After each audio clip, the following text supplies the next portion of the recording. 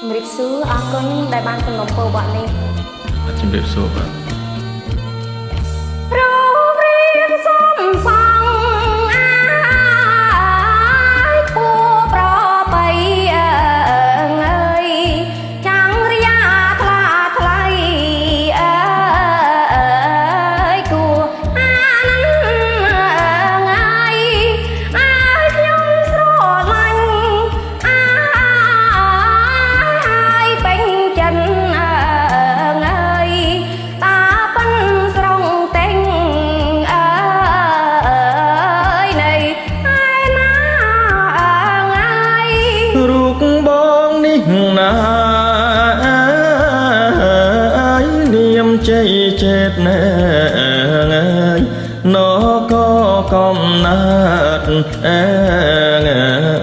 តាំងសីឡាអាយុទៅបាន20 វស្សាមិនតនរៀបការតទេស្អាត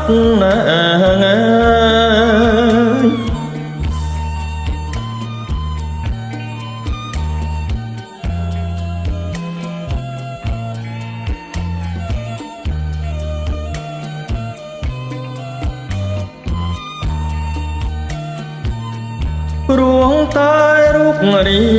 ងនាងក្រមុំទៅនាំឲ្យខ្ញុំមិនចង់ឃ្លាតបានជួបមុខហើយចង់ជួបទៀត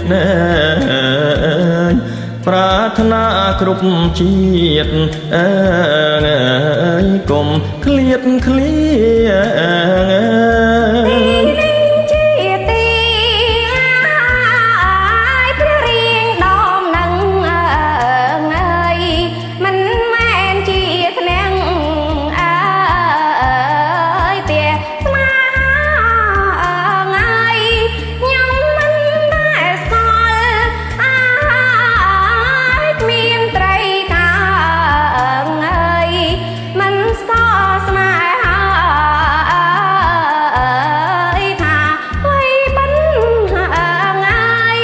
បើនាងមិនស្គាល់ពាក្យស្នេហាមិនដាច់ហ៊ានពោលថាគួរអាណិតជ័យចេតលឺច្បាស់ចាំជាប់ចិត្តអាណិតផ្លេចមិនបាន